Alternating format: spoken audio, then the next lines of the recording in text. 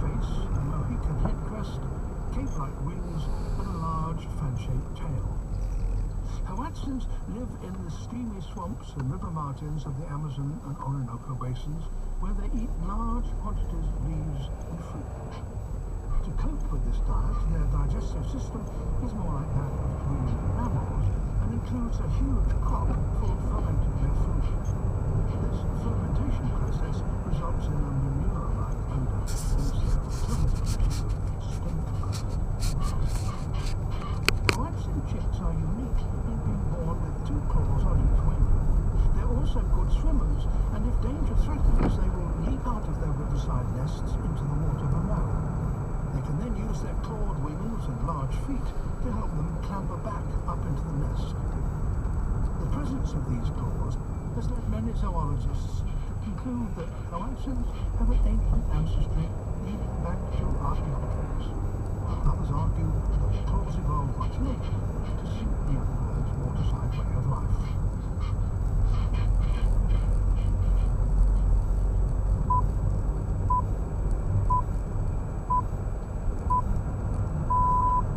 It's 6 o'clock on Tuesday, the 2nd of September. Good morning, this is the view with Michelle Hussain and Justin White. The headlines this morning. BBC News understands that a plan to build a new airport in the Thames estuary, promoted by Boris Johnson, will be officially rejected by an independent commission. It's emerged that an expert who investigated claims of child abuse in Rotherham more than a decade ago raised concerns with the Home Office that the council was trying to suppress her findings.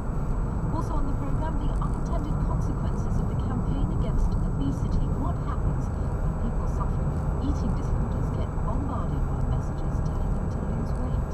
I know how I feel, and yet I'm compelled to binge to try and insulate myself from the herd and the lack of empathy. And science fiction comes to life. The first law is as follows. A robot may not harm a human being or through inaction. Are Isaac Asimov's decades-old laws of robotics in line with today's ethical robots? The BBC News is read by Neil Sleet. BBC News understands that a proposal to build a vast new airport in the Thames estuary will be officially rejected this morning by an independent commission. The scheme, promoted by the Mayor of London, Boris Johnson, involved the construction of 4 runways on an island to the east of the capital. Here's our transport correspondent, Richard Westcott. The proposal to build an airport twice the size of Heathrow in a remote corner of the Thames estuary is always the most ambitious and the most expensive idea in the race for a new runway. It would probably mean closing Heathrow and then building new roads, rail lines and homes in an area teeming with wildlife. The chairman of the Airports Commission, Sir Howard Davis, has spent months analysing whether it would be worth it, and the BBC understands he's now decided not to put it on his shortlist, much to the frustration of its main supporter, the London Mayor Boris Johnson. That leaves 3 remaining options, either a new runway at Heathrow, doubling the size of an existing runway at Heathrow, or expanding Gatwick instead. The Airports Commission will now begin a 3-month public consultation before making a final recommendation after the next general election. The brother of a 5-year-old boy at the centre of a row over his treatment for a brain tumour has been allowed to visit him in hospital in Spain. Natasha King's parents are being held in Madrid while the court considers an extradition request from Britain. A child protection specialist who investigated allegations of sexual exploitation in Rotherham in 2002 says she told the Home Office that she believed the council was trying to suppress her findings. A report published last week concluded that 1,400 children were abused over a 16-year period and supported her conclusions that crimes were being covered up. She says officials ignored her claims. Tom Bateman reports. The researcher heard stories of rape, sexual abuse, even torture of mainly young girls on what she calls a shocking scale in Rotherham. Her findings were to be included in a government research study in 2002 and also detailed how police and social work staff were failing to respond as gangs of Asian men sexually exploited children. But she says Rotherham Council tried to suppress her findings. The researcher has told this programme she also telephoned a Home Office official at the time and reported her concerns. But despite promises of help, she says she was cut dead. Her report was never published. Last week's official inquiry confirmed the researcher's findings at the time were accurate. The Home Office says it's looking into the handling of the research report. China has reacted angrily to an attempt by British MPs to investigate the process of democratic reform in Hong Kong. The Chinese authorities have written to the Foreign Affairs Committee warning it to end its inquiry to avoid stoking tensions in the former British territory. There's evidence of a sharp rise in the number of people admitted to hospital for skin cancer in England. Official figures show that in 2007 there were around 87,000 admissions, while in 2011 there were more than 123,000. Cheap foreign holidays and the passion for having tanned skin are being blamed. Here's our health reporter, Michelle Roberts. Between 2007 and 2011, English hospitals saw a 30% increase in admissions for melanoma treatment and a 43% rise in non-melanoma skin cancer admissions. The cost of this treatment, mostly surgery to cut the tumours out, now stands at more than £95 million a year. Yet experts say the bulk of these cancers could have been avoided by better protection of the skin from the sun's harmful rays. Although public awareness about the dangers of too much exposure to UV light has improved, many people still take risks and get burnt. The Liberal Democrats say 98% of schools in England will be offering free hot lunches to pupils up to the age of 7 this term. The policy has been criticised for its cost and for its impact on school budgets. £1 billion has been spent by the government on providing new kitchens. Grooves that have been found carved into the wall of a cave in Gibraltar may be proof that Neanderthals were more creative and intelligent than previously thought. Researchers think the pattern may be a map or a warning sign. Our science correspondent Paul Rincon reports. It looks a bit like the grid for a game of noughts and crosses, but a 40,000-year-old engraving found in a cave in Gibraltar may be a rare example of Neanderthal art. The series of parallel lines was found under a layer of sediment containing stone tools made by our extinct relatives. The discovery, published in the scientific journal PNAS, is important because anthropologists have taken a dim view of Neanderthal abilities in the past. But we now know they painted their bodies, buried their dead, and even wore feathers, suggesting their capacity for abstract thought was close to our own. Paul Rincon reporting. The time is now 6 minutes past 6. Let's get the weather forecast from Jay Wynn at the Weather Centre. Morning, Jay. Thank you, Michelle. Good morning. Some morning fog and low cloud in the forecast over the next few days, but apart from that, it's looking pretty good. Cloud amounts will be a bit difficult, but there is a lot of dry and increasingly warm weather from most places over the next few days. As I said, there is some fog and low cloud around, and we've got some of that this morning across eastern England and the southeast. The fog is quite dense in a few places, so visibility is quite poor in places. Do bear that in mind if you're heading out on the roads and some of the airports too. But the fog will tend to lift, and I think as we get on through the day, we'll see variable amounts of cloud, some sunshine getting through. Where you're underneath the cloud, temperatures will be around about 18 or 19 degrees. Where you get the sunshine, up to around about 22. The winds will be light, so all in all, it's a pleasant enough day. Now for the rest of the United Kingdom, that's the southwest of England, through Wales, the Midlands, all of northern England, all of Scotland and Northern Ireland. A chilly start with some rural spots, down to around about 5 or 6 degrees, and a few patches of fog. The fog will tend to disperse and temperatures will be rising quite quickly, and it should turn out to be quite a nice sort of day. Cloud amounts will tend to increase, but just about everywhere will stay fine and dry.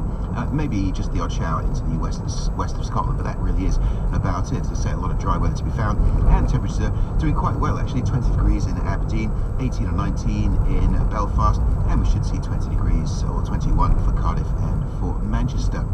Overnight tonight, the fog and low cloud returns, but it should burn away tomorrow, and tomorrow looks like a dry and bright day, and probably a bit warmer than today. Thank you very much, Jay. 7 minutes past 6. First look at the papers, and it is fair to say, a wide range of views, many of them expressed in headlines, on the Prime Minister's announcements yesterday about the crackdown to prevent British jihadis who've been fighting in Iraq and Syria, attacking people here in Britain. The Daily Mail is pretty certain. PM curbs on jihadis in chaos, the Mail says, after Clegg refuses to fall in line. The Guardian, similarly in a sense, David Cameron's plan to fight the terrorist threat posed by Islamic State got off to a stuttering start yesterday.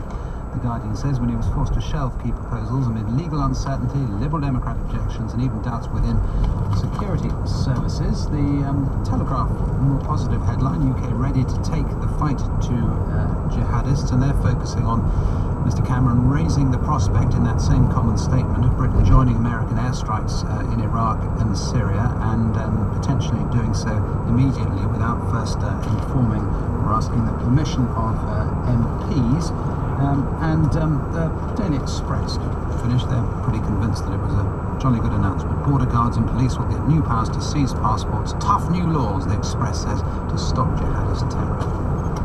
The parents of Asher King are the subject of many of the papers this morning. The Guardian reports that Brett and Navme King are being held in separate Spanish prisons after refusing to be extradited back to Britain. Their lawyer says they are sad and desperate as they seek new treatment for their child, and they feel their reputation's been destroyed and they've been slandered. The story's the lead in the Daily Mail, which also has a piece from Ian Beryl, himself the father of a daughter with profound disabilities. He says the image of the king sitting on the bed next to their son, complete with feeding tube, was painfully familiar to him, given his own family's position and what it has seen in the past 2 decades of caring for their daughter, who's one of fewer than 200 known sufferers in the world from a rare genetic disorder. Amongst the worst experiences, he says, they've had is the fact that her diagnosis was delayed a year after a consultant at a world-famous hospital allegedly lost the results of a blood test. There's some personal experiences there amid the reporting of Asher King.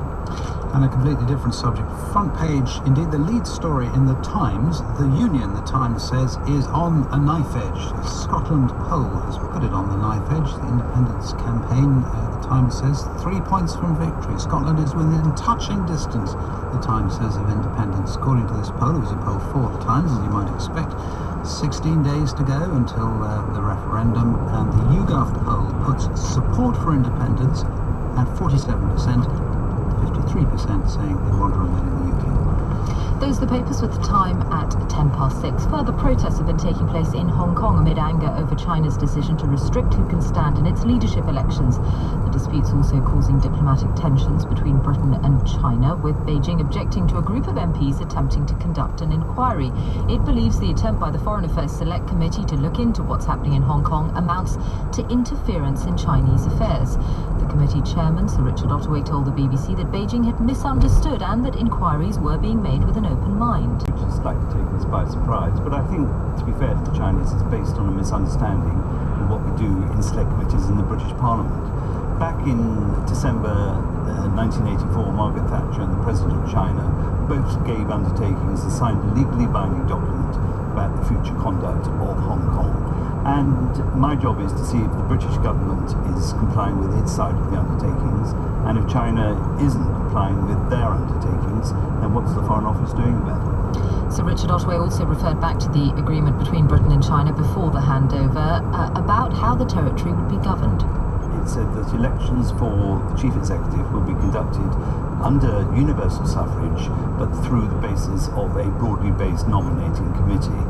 And the complaints we're getting is that that process has not been complied with. There is a nominating committee, but it is it's not very objective. It's rather biased and influenced by Beijing, and that would be contrary to the law. But we approached our inquiry with an open mind, and we'll reach our conclusions when we've heard the evidence. Sir Richard Ottaway, chairman of the Foreign Affairs Select Committee. 6:12. Free school meals for every 5, 6 and 7-year-old. It starts today. Big Liberal Democrat commitment. The Deputy Prime Minister helping launch it. We'll be talking to him later on in the programme. Gillian Hargreaves is our education correspondent. And the big question, Gillian, is whether the schools are ready, I suppose. Yeah, there's been an enormous amount of controversy about this policy, and not least from some quarters in the Conservative Party. One advisor to the then Education Secretary, Michael Gove, described it as a gimmick, ill thought out on the back of a fag packet. So some Conservatives were unhappy about it. Some local councils were unhappy, saying there wasn't enough money to either refurbish or completely build kitchens to make this policy happen. The scale is extraordinary. There are 1.89 million children in reception years 1 and years 2 at infant school, and in the past only about 360,000 have been eligible for free school meals, so that's leapt up to almost 2 million children. And I mean, do we know whether the schools are ready? Well, they tell us that 15,200 schools, bearing in mind there are something like 16,500 junior schools in England, 15,200 will be ready to provide a hot meal as of this week when term starts in most places. 240 other schools say that they can't provide a hot meal immediately, but facilities are on track for the next few weeks. And according to the Liberal Democrats, only between 50 and 60 schools are having a real struggle and saying they won't be able to provide a hot meal until January.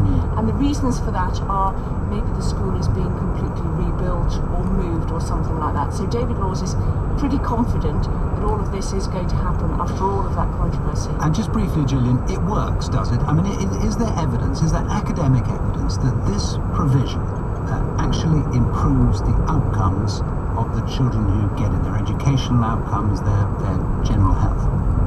There have been a couple of pilots trying this out, and what was found was that even with those children who are quite affluent, who do go home to a nutritious meal in the evening, even those children benefited from this. And what they think is happening is small children are sitting together, they're talking together, they're socialising together, they're all using knives and forks together, which sounds pretty basic stuff, but if you can't use a knife and fork, you're going to struggle to learn how to write, because it's all about motor skills and using a pencil or using a fork in a certain way. So they're finding that across the board, not just the least well-off children, but all children are benefiting. And talking to an official who works with the Deputy Prime Minister, he said they were quite surprised by that, because they knew that it would benefit children who don't have access to good food in families that are very poor or chaotic. What they didn't realise was that it actually seems to benefit all children. Gillian Hargreaves, thank you very much. 6:15 now, as we know only too well, there is a terrible conflict going on in the Middle East. There is also a pretty terrible conflict going on in Ukraine, even wild talk of the Third World War. Why then, why oh why, are the financial markets so calm? Justin Rowe, here's the answer. Well, we'll begin to speculate on the reasons. You probably noticed that we stopped doing market updates some time ago, but today I'm going to make an exception. The FTSE 100 index was up 6 points last night to close at 6,825, while the Dow Jones was up 19 points at 17,098. The point being that both markets were just shy of their 52-week high. In short, the market seemed almost completely unaffected by the chaos and turmoil around the world. Why is that? Ewan Cameron Watt is Chief Investment Strategist at the Investment Institute of BlackRock, which is the world's largest asset manager with more than $4.5 trillion of assets under management around the world. Ewan, we're seeing exceptional geopolitical tension around the world, but the markets don't seem worried. Why not? They're focusing on policy. They're focusing on significant amounts of excess liquidity being available at virtually zero cost. So you're talking about low interest rates and QE, are you? Indeed. I mean, I think that we saw that in August when the president of the European Central Bank in the Jackson Hole meeting made remarks which were taken to indicate that the ECB would be moving into full-on QE, pardon me, there's too many acronyms here, and bond quantitative markets, easing, and bond we should say, buying bonds, yeah. We should see that. And bond markets rose very sharply in the month, and equity markets were towed up by that strong bond market. Now I've given the market numbers, but there's another measure of anxiety in the market, isn't there? Kind of volatility. How volatile has the market been in recent months? Because that might be another indicator of underlying anxiety. Well, it isn't just the equity market that you should think about here. It's the bond market, it's the currency markets, and equally it's the commodity markets. And you know, the single most obvious point is that volatility has been low by historical stats, exceptionally low across all of that spectrum. And I think that has to come back to too much money chasing too few assets and arbitraging out volatility. Because it's interesting, isn't it? In the past, the threat of war in Europe, which is what we're seeing in the Ukraine, or conflict in a key oil-producing country like Iran, would have had investors worried about what we call contagion, you know, this spreading. Yet we just don't see that. And is that really just down to these easy credit conditions? Yeah, I think that's more than anything else.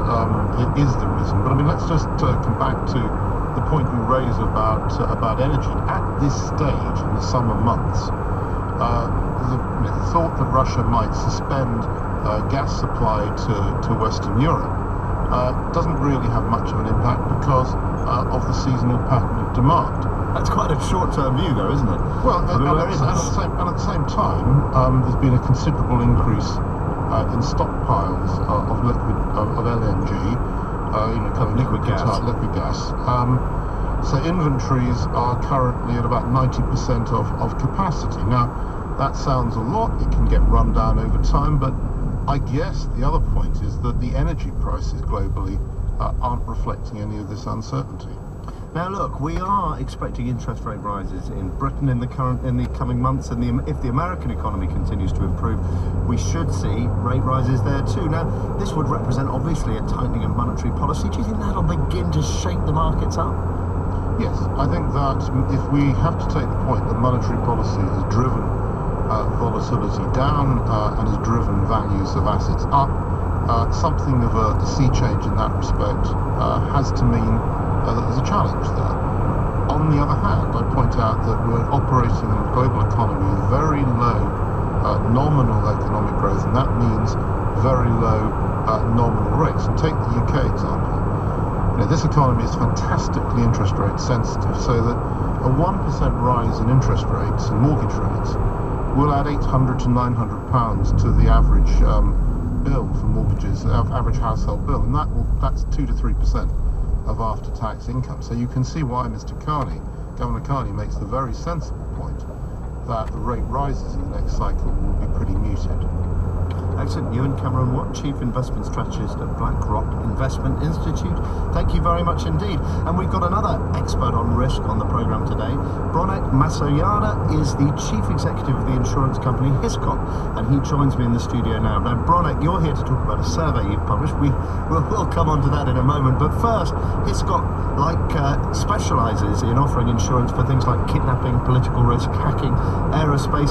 Do you look around the world as an insurer and worry about escalating conflict, or is conflict an opportunity for an insurance company? There's no doubt that the insurance markets have seen more volatility. MH17 was a very visible impact of volatility. Less well known has been the aircraft, the Malaysian aircraft in Ukraine. Less well known is the impact of the attack on the Libyan airport, where over $500 million worth of planes were destroyed on the ground. We've also seen contract frustration or political risk losses coming from the Ukraine. So we have seen volatility in physical happenings, even if the financial markets are sort of somnolent at the moment. But presumably, we've talked about how the markets seem calm, but at the same time, investors will see the headlines in the newspapers and see underlying conflict, and presumably they'll worry about risk. Is that an opportunity for you to increase premiums then?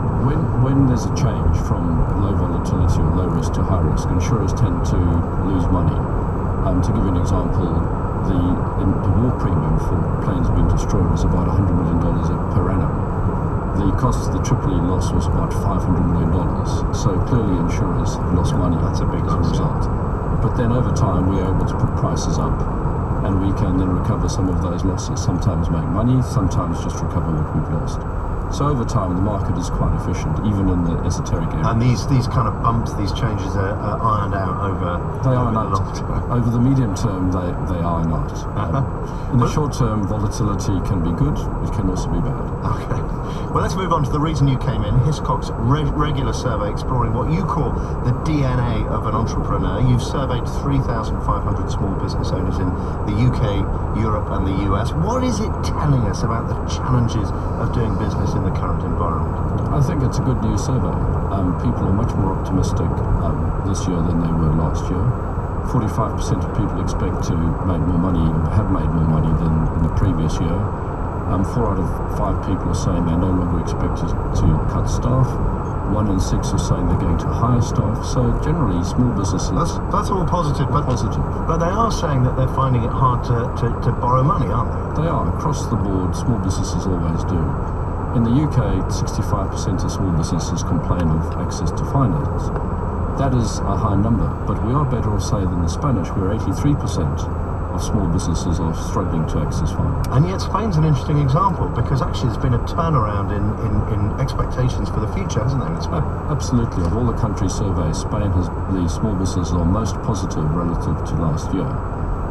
The UK, the US, Germany has always been outlook positivity is about 50%. In Spain, it went from the low 30s to almost 40%, a pretty significant increase. And I think that's probably people are more positive of the impact of the structural change we've seen in Spain. In France, where people are least optimistic, there's still been a slight uptick, but it does suggest that if France tackle their structural challenges, in time, the pain will lead to some gain. Now, there's one interesting point. It's a very small point, very deep in the survey, but it just really struck me. It said that the longest working hours in Europe are in Germany and the shortest are in Britain. Now, I think that'll surprise people. Yes, but the Germans do take slightly longer holidays than we do. So whether it's a per week or I see. Okay, you've got hours in the year, you do need to average it out slightly. Bronek Masayada, Chief Executive of the insurers Hiscox, thank you very much indeed. Now, the number of people taking complaints to the Financial Ombudsman Service has fallen. Now, the Ombudsman Service is where people go when they've got a problem and are not happy with how it's been dealt with by their bank, their insurer or their finance firm. Caroline Wayman is Chief Executive and Chief Ombudsman, or should I say Ombudswoman, at the Financial Ombudsman, or should that be Ombudswoman Service? Caroline, regardless of the nomenclature, for the 6 months to June, you got 191,000 new cases. In the previous 6 months, there were almost 250,000 new cases. Is this very good news about the service we're being offered by our banks and insurers? Well, this is mainly as a result of a fall in the number of PPI, parent protection insurance cases. So obviously that's a positive sign, but although it's fallen a lot, we're still seeing really quite large volumes of complaints about it. So something like 70% of those almost 200,000 cases are PPI. But PPI, presumably we've sort of reached peak PPI now. Everyone knows that that claims can be made, and presumably those are now being processed.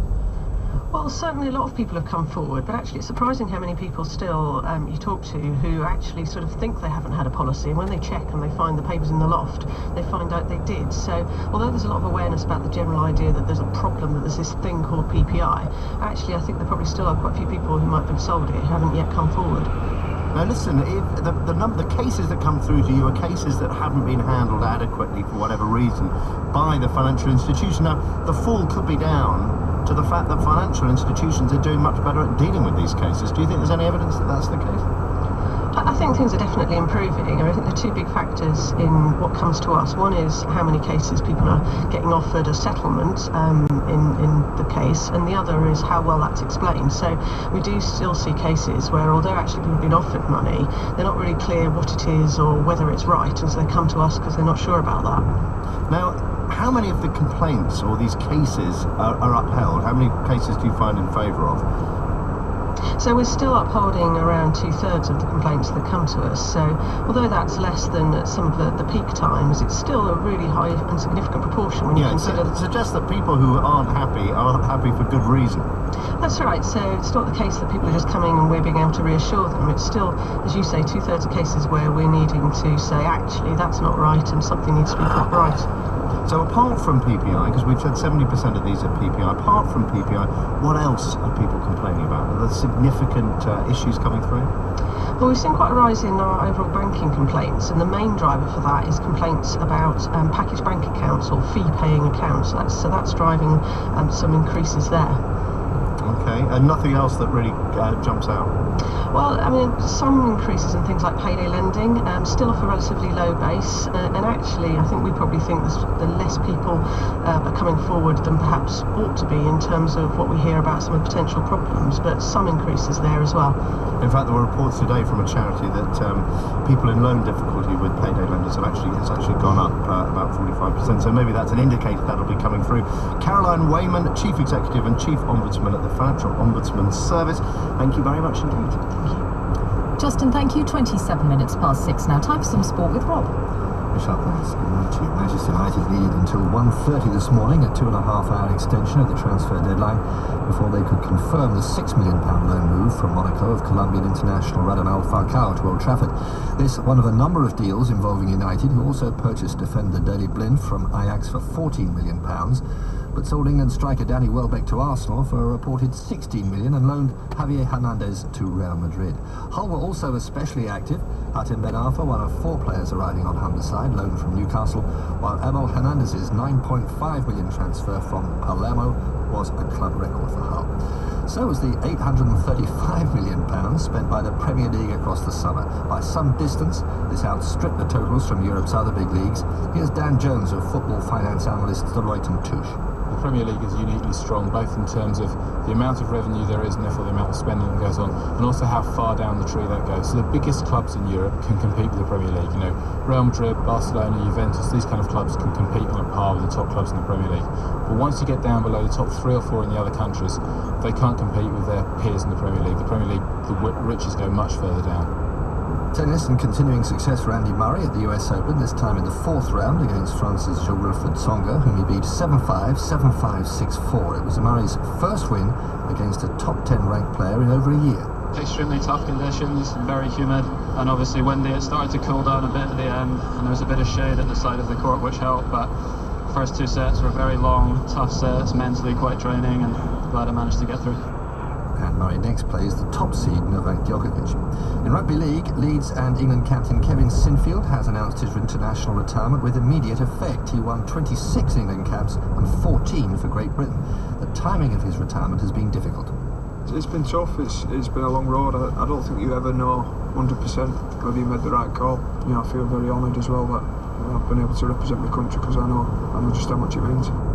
Elsewhere, England's women cricketers beat South Africa by 9 wickets in their first one-day international at Chelmsford. There was an unbeaten 62 from captain Charlotte Edwards.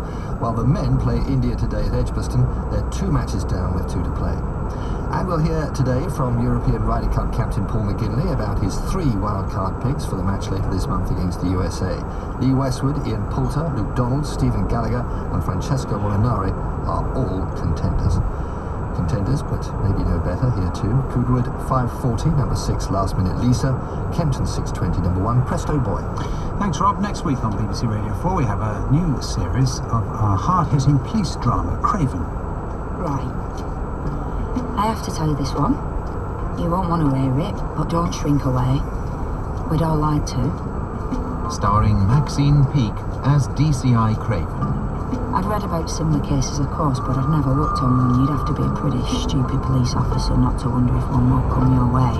Hard-hitting police drama. I wanted to know why this astonishing list. Craven returns next Monday morning at 10:45 on BBC Radio 4. The time is now 29 minutes to 7. You're listening to Today with Justin Webb and Michelle Hussein and Neil Sleet with the news. The Airports Commission is expected to announce shortly that it's rejected a plan to build a new airport in the Thames estuary. The project had been championed by the Mayor of London, Boris Johnson, and would have seen 4 runways constructed on the site at a cost of tens of billions of pounds. The Commission will now choose between expansion at Heathrow or Gatwick. The oldest brother of Asher King, the 5-year-old boy at the centre of a row over his treatment for a brain tumour, has been allowed to visit him in hospital in Spain. Their parents, Brett and Nagmay King, were arrested near Malaga after travelling there with Asher and are currently in custody in Madrid, awaiting the outcome of extradition proceedings. The child protection specialist who investigated allegations of sexual exploitation in Rotherham in 2002 has claimed that she told the Home Office she was concerned the council was trying to suppress her findings, but was ignored. A report published last week concluded that 1,400 children were abused over a 16-year period, and it too claimed that the abuse had been covered up. China has reacted angrily to an attempt by British MPs to investigate the process of democratic reform in Hong Kong. The Chinese authorities have written to the Foreign Affairs Committee warning it to end its inquiry to avoid stoking tensions in the former British territory. There's been a sharp rise in the number of people admitted to hospital for skin cancer in England, according to official figures released today. They show that in 2007 there were around 87,000 admissions, while in 2011 there were more than 123,000 such cases. The Liberal Democrats say 98% of schools in England will be offering free hot lunches to pupils up to the age of 7 this term. The policy's been criticised for its cost and for its impact on school budgets. £1 billion has been spent by the government on providing new kitchens. Thank you. The time's now 27 minutes to 7. The idea of a new airport in the Thames estuary, the so-called Boris Island, will be rejected by the Airports Commission when it releases an interim report in the next half hour. Our transport correspondent Richard Westcott and our assistant political editor Norman Smith are both on the line. Richard, what didn't the Commission like about the idea? Well, we haven't seen the exact details, but I can tell you what they haven't liked for a long time. Basically, I guess it boils down to the sheer scale of it. So I remember interviewing Sir Howard Davies during his interim report just after last December, and I've written the quote down here because it was so interesting. At the time, he said it wasn't a credible scheme in the same way as the others. Construction challenge was massive, high hurdles to climb than the other schemes. He was worried about the environmental impact on the birds and the wildlife, the cost of surface transport, he said at the time, and also what impact it would have on Heathrow. There's some dispute about whether you'd have to close Heathrow if you built this thing or not. He was effectively saying you would have to close Heathrow, probably City Airport as well. I think just all of that put together was just too rich for their taste. He just didn't like it. In terms of the construction challenge, it's always going to be greater when you build an airport from scratch rather than extend an existing one. The issue of airport capacity in the southeast is still very much there. It is, but it is just much easier to build a new runway somewhere where you've already got the terminals and the rail links and the road links and so on than it is. I mean, I was in the Thames estuary at the site the other day. I've been there several times. I mean, it's beautiful, but it really is desolate. There is very little there, a few homes, and that's about it. So I'm standing on the beach that is going to become an airport twice the size of Heathrow. You'd have to move the Thames barrier to accommodate it. You'd have to build the railway lines, the road lines, the thousands of homes that come with an airport. You don't just drive there. Everyone's got to live there. All of those businesses that might close down around Heathrow, they'll need offices around the new airport. The scale is absolutely immense. It's not saying it can't be done, but it is a massive scale, and bigger than anything we'd have seen in this country for a very, very long time. And Norman Smith, this decision will be a blow then for the most high-profile proponent of this scheme, Boris Johnson. Well, on the face of it, yes, it would appear a severe blow to Boris Johnson, but I have to say, speaking to those around him, they see it as basically a blow for Sir Howard Davies, because they are now saying that his report will be seen as irrelevant and will be ignored by any future government. Now, you may say, well, that's all bravado by Boris Johnson because he's invested so much time and effort and political energy in campaigning for the Thames estuary option. But his reasoning is this. He says, one, Heathrow is simply politically undeliverable by any government. A Conservative government because of the Conservative constituencies on the flight path, and a Labour government because of the impact on London and the many, many Labour constituencies in London. And Gatwick is simply not a long-term solution. Therefore, he says that the Davies Commission report after the next election will suffer exactly the same fate as numerous other Commission reports into airport expansion and will be ignored. And the consequences of that are twofold. One, it means the endless uncertainty about what on earth we are going to do about airports in the southeast looks like rumbling on. And two, it opens up the possibility of a very, very serious fracture within the Conservative Party if David Cameron wins the next election and decides to go ahead with Heathrow. Right, but in terms of Boris Johnson's own position on Heathrow, is that changing given the fact that he's targeting one of those constituencies on the flight path himself? Well, his people adamantly dismiss the idea that his thinking is in any way influenced by his decision to go for the Uxbridge constituency, and he remains absolutely categorical that he will, under no circumstances, back the Heathrow option. I mean, what I think is striking is that we at Westminster had all kind of assumed the Howard Davies report was put together to provide political cover for whoever wins the next election to go ahead with a deeply unpalatable decision of building at Heathrow. They would have the safety, if you like, of saying, look, Howard Davies has given it the go-ahead, I'm sorry, but we're just going to have to do it. Now, added into that equation, any future government is going to have to decide whether they still want to go ahead when faced with the possibility of a populist Boris Johnson bandwagon against it. And as I say, the danger is the uncertainty, the indecision simply drags on to the utter consternation of business. And Richard Westcott, that takes us back to the whole question of how we end up with 21st century airport capacity in the southeast of England, something that enables us to compete properly with all the massive hub airports being built around the world. It does, yeah. They've had a long time to think about it because they've been going over all of these arguments since the 50s, and when you pull back through the archives, they've been talking about airports in the Thames estuary since then as well. Numerous plans have come and have gone. There have been plans in the Isle of Grain, which is where they're talking about now, and we've always ended up, as Norman says, in the same position as we are today. No government seems to be able to deliver it. There are people out there in the industry, people like Willie Walsh, head of IAG, basically boss of British Airways, if you like, who don't think anything's ever going to happen. They kind of look at this and they're dismissive about it, just say it'll be the same old, they won't deliver it, we won't get a new runway at all. Well, we'll be speaking to Sir Howard Davis at 7:30 this morning. The Airports Commission report is due out in the next half hour. Richard Westcott, Norman Smith, thank you both. The time, 22 minutes to 7. Let's have a look at the papers, and the plight of the family of 5-year-old Asher King is the lead for many of them. The Daily Mirror describes the situation of Brett and Nagme King, separated from their seriously ill son in hospital while they remain in a Spanish jail, as barbaric. A clumsy way to treat an anguished family is the verdict of the Daily Mail. When we read so often of the horrors committed by callous parents, the paper says, it seems perverse to accuse Brett and Nagme King of neglect. The son believes it was a mistake to take Asher aboard, but says the family's desperation is understandable. The Mirror says reason has followed compassion out of the window. It urges those involved in caring for Asher to start again. The Times leads with a suggestion that Scotland is within touching distance of independence. A YouGov poll for the paper has put support for Scottish independence at 47% against 53% who say they want Scotland to remain part of the UK. The paper says the poll, which excludes the don't knows, suggests that the momentum is firmly with the nationalists.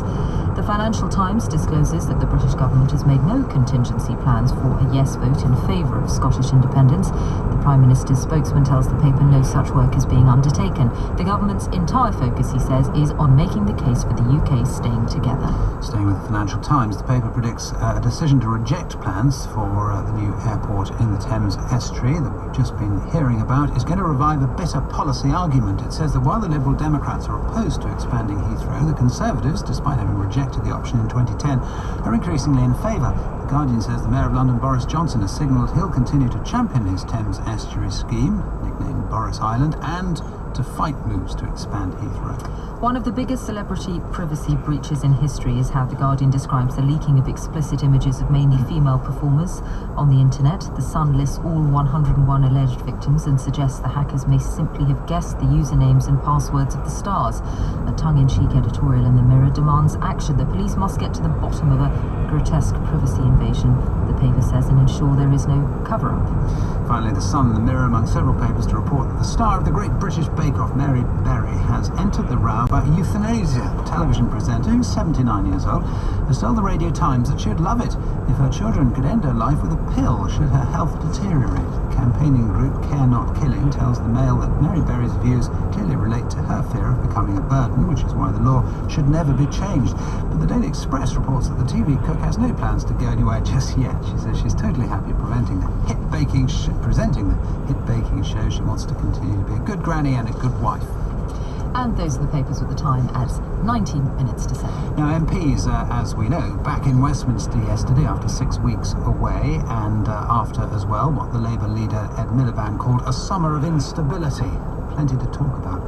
The Prime Minister spent 2 hours answering questions in the Commons, during which he explained how he plans to deal with Islamist extremism at home and abroad as well. Our Parliamentary correspondent Susan Hume was there. About 500 young Britons have gone to fight with Islamic State in Syria and Iraq. David Cameron says the threat those people pose to this country on their return is greater and deeper than anything we've known before. There's been tough talk about stopping extremists returning to the UK, even if they were born here. So, is that plan going ahead? It is abhorrent that people who declare their allegiance elsewhere are able to return to the United Kingdom and pose a threat to our national security. We're clear in principle that what we need is a targeted discretionary power to allow us to exclude British nationals from the UK, and we'll work up proposals on this basis with our agencies in line with our international obligations and discuss the details on a cross-party basis.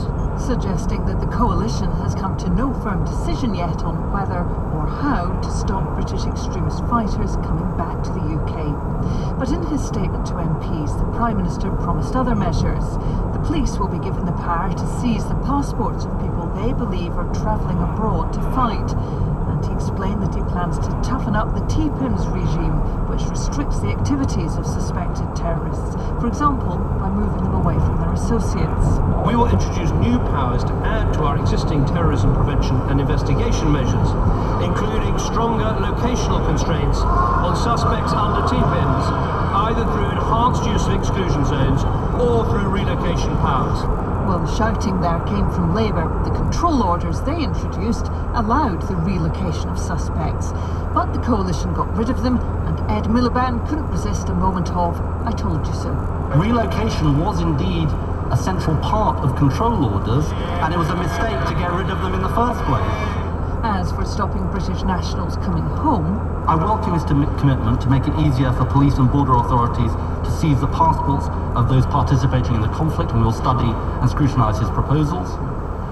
Mr. Speaker, let me say on his discretionary powers on excluding British nationals from the country, it's unclear what he's proposing. I'm happy to engage in cross-party conversations, but can he give the House a bit more information at this stage about what his proposals might consist of? But David Cameron offered no more details. His coalition partners, the Lib Dems, seem to have doubts both about the idea of stripping British nationals of their right to return and about relocating terrorism suspects to another part of the country. Their former leader, Sir Mingus Campbell, who's also a lawyer, was very dubious about how British-born people could be excluded. There's very substantial doubt as to whether or not that would be legal. Not least, of course, because of our international obligations in both treaties and conventions. In addition, hardly anything has been said about the practicality of such a proposal. Who would decide? Would any such suspension be without limit of time? And indeed, would any appeal be appropriate? And another Lib Dem, Gillian Huppert, was not happy about forcing people who'd not been convicted in court to move to a new home. Can I strongly urge him not to go down the route for internal exile without trial, which is not consistent with the British values we're trying to defend, but to make use of exclusion measures which were already in the legislation? But David Cameron said he had to listen to the police and security forces, who'd identified this as a specific problem. Now, some of the 7/7 bombings took place in the North London constituency of the former Labour Cabinet Minister Frank Dobson. But instead of stripping extremists of their citizenship, he wondered if there wasn't a better way forward. To be a British citizen is very precious, and we need to be very careful about interfering with the rights of British citizens. If the security services know enough to finger them to say they can't come into the country, why can't we arrest them and prosecute them and subject them to our general laws? A Conservative, Nadim Zahawi, didn't think the problem arose. Born in Iraq to Kurdish parents, Mr Zahawi has recently returned from the region, and he didn't think people would be left stateless. When I was there, was told that ISIL are issuing passports and visas, so any British citizen surely who's pledging allegiance to ISIL should be put forward to a recommendation to have that passport, not a British passport, and they should be withdrawn immediately. The Prime Minister said he'd look at that, but it's possible Mr Zahawi's suggestion wasn't entirely serious. That was Susan Hume reporting. More from yesterday in Parliament, 8:30 London. The time is now 14 minutes to 7. Our main news this morning, the idea of building a new airport in the Thames estuary is expected to be formally rejected by government advisers in favour of expanding either Heathrow or Gatwick. Now, the past 3 months of violence in Iraq as the authorities battle the Islamic State group have displaced more than 1 million people from their homes, with thousands killed or injured. It is difficult to be precise. Many people are simply unaccounted for. Now, the International Committee for Missing Persons, which has been working on tracing victims of the Saddam Hussein era, has been asked by the Iraqi government to investigate disappearances from the current conflict. Our correspondent Jim Muir has been speaking to its director, Duncan Spinner, about the kinds of cases involved. I think one of the most well-documented cases at the moment is at Camp Spiker, where there's an allegation that between 800 and 1,700 people were murdered by ISIS and placed in shallow mass graves. And this is a case that very much has captured the attention of the political elite in Baghdad, and they very specifically asked if we would support them in this issue. There have been a number of other smaller incidents around the area that they've also asked for our support. So a place like Camp Sparker, which is of course in Saddam Hussein's old hometown Tikrit, how do you get at that? There's a battle going on there right now. Obviously we have to ensure that the environment is compliant enough for us to be able to operate there. The type of work that we do is painstaking, it's not rapid, it's not CSI. It takes weeks, months to properly excavate a mass grave. And so therefore we would have to wait until the security environment is stable enough for us to be able to go and conduct an assessment. And certainly there are a number of other challenges with that as well. For instance, we won't really know how stable that environment is until we're actually in the area. So I would say at this stage what we're focusing on is getting together the support, the technical means, the logistics means and the security to be able to go and assess the situation before we actually move in and do it properly. I would say that there is significant political pressure on the Iraqi government to deal with this. Earlier this week, families of the missing were demonstrating. They were led into Parliament where they verbally and physically assaulted the Speaker of the Parliament because they don't know what's happening. They allege that there are up to 4,000 people missing from that incident and incidents connected to it in that area. And so far, the Iraqi government is not being able to provide any information to the families. And one of the things that we hope to do is to be able to provide hope and some information in a way that will prevent those families from trying to take the law into their own hands. Can you give any sense of the scale of the problem that is now coming out of the recent events? Up to 6,000 people were killed in the first 4 weeks of the campaign from June the 10th onwards. That's the ISIS campaign. That's a significant figure. The number of missing, however, at this stage, we're in very early stages of just receiving reports.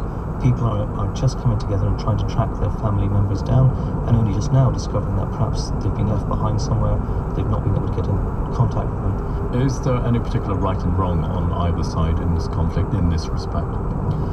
I think what we're seeing is that there's a narrative of social cohesion becoming unbound in Iraq, and with that social cohesion beginning to fritter away, we're beginning to see grave and regular abuses of human rights. The people of Iraq, across Iraq, are all victims of the conflict that's ongoing.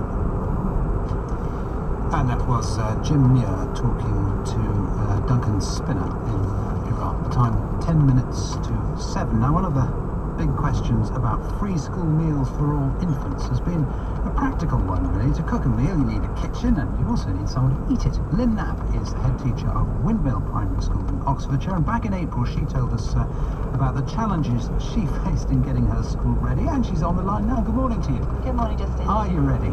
Yeah, I think so. Well, I think so. We're ready in the sense that we have a kitchen, we have a new cooker and a new dishwasher, but the actual logistics of serving 400 dinners, I think, remains to be seen, really. What are you going to do?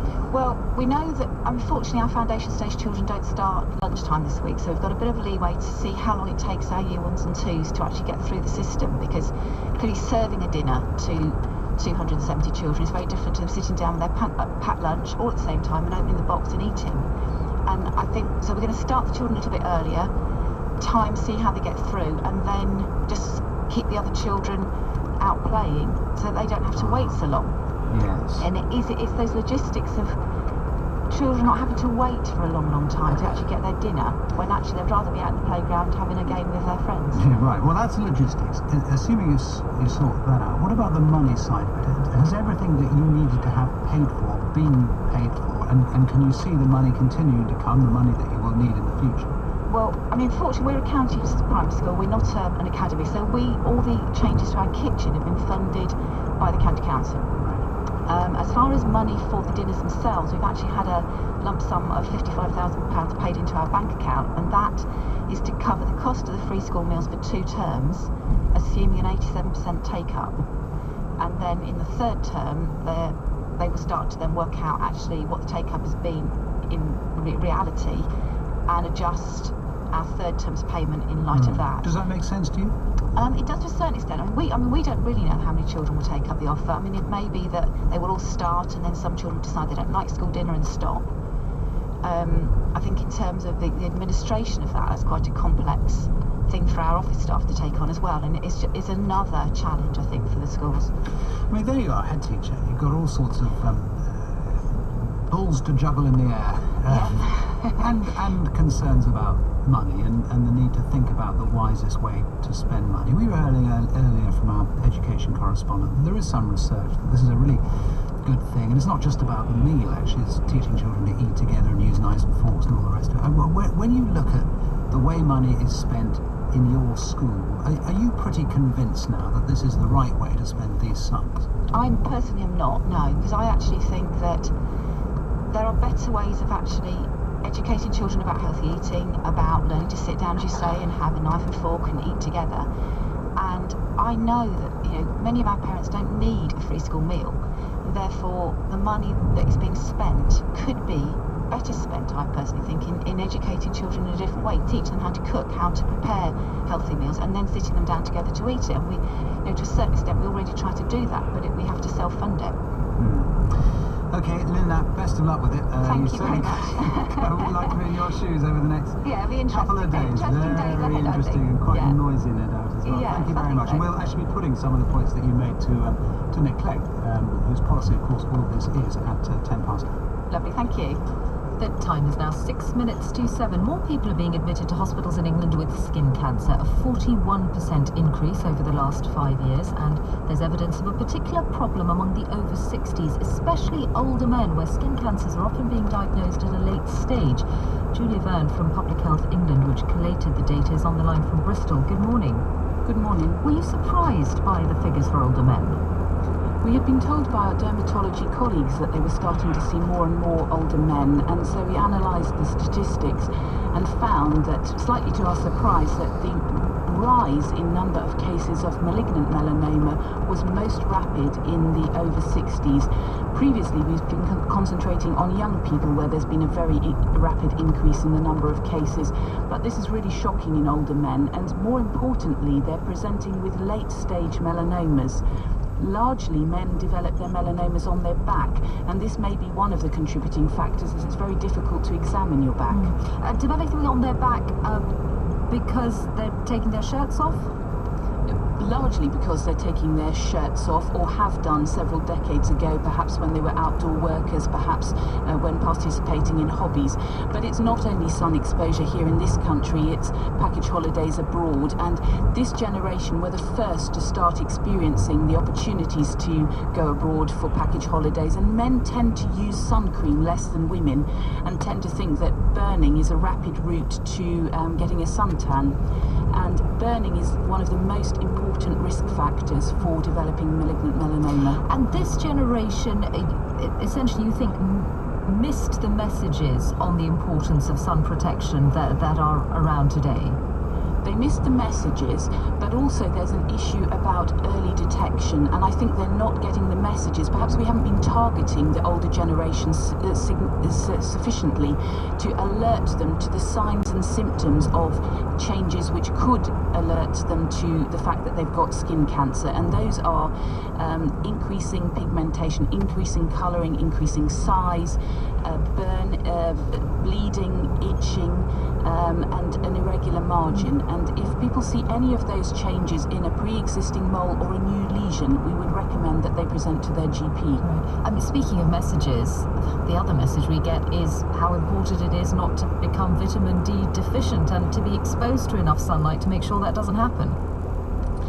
This is a really important public health issue too, and what we're advising people is to be sensible in the sun. Everybody needs a certain amount of exposure, but we still promote the message that it's important to avoid burning, to use sun cream, to use hats, and to try and stay out of the midday sun, particularly if people are abroad.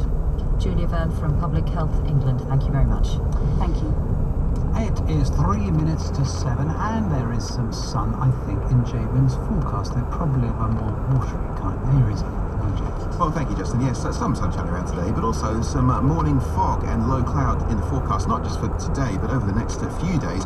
Apart from that, though, there's a lot of dry and bright weather to be found the next few days, increasingly warm as well, but cloud amounts will be the difficulty in the forecast. As I said, some fog and low cloud around. This morning, the worst of it is in eastern England and the southeast, so some poor visibility here. Bear that in mind if you're heading out on the roads or even to some of the airports in the southeast. But apart from that, I think things will gradually improve. We'll see that fog lifting, and there'll be variable amounts of clouds, some sunshine getting through come the afternoon. And if you're in the sunshine, temperature will go up to around about 22 or 23 degrees, light winds as well, with a bit more cloud, probably around about 18 or 19 degrees. But either way, it's a pleasant enough afternoon. For the rest of the United Kingdom, that's southwest of England, through Wales, the Midlands, all of northern England, Scotland, Northern Ireland, a chilly start in some rural areas with a little bit of a patchy fog in places, but that will disperse and temperature rise quite quickly, and it should turn out to be quite a nice day. Morning sunshine, cloud amounts increasing into the afternoon, and I think just about everywhere staying fine and dry. It's just the west of Scotland where we might see the cloud thick enough to produce 1 or 2 showers, and temperatures will be around about 19, 20 degrees for Glasgow, for Aberdeen, Belfast as well, and also around about 20 degrees for Manchester and for Cardiff. So with those light winds, a pleasant sort of feel to things. Overnight tonight, mist and fog and low cloud will return, but through tomorrow, I suspect it'll be a very pleasant sort of day. Dry virtually everywhere, sunny spells into the afternoon, and probably just that little bit warmer than today. Top temperatures tomorrow up to around about 23 or 24 degrees, so some warmth to be found. Thank you very much, Jay. Now, he's not here in body this morning, but he is always here in spirit, at least for another few months. Let's hear from Evan. The BBC asks thousands of questions every day. Is rocket science easier than you think? Would we starve without honeybees? And how did so many soldiers survive the trenches? But what if we want to know more?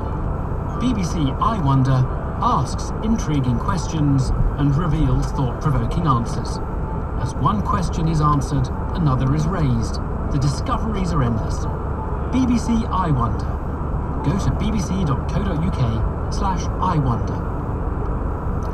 Coming up in the next hour, we'll hear from the chair of the Airports Commission, Howard Davis, on whether Boris Island, new airport, is dead in the water. And after the leaking of celebrity photographs on the internet, how safe is personal data stored on the cloud? You're listening to Today on BBC Radio 4 with Michelle Hussain and Justin Webb.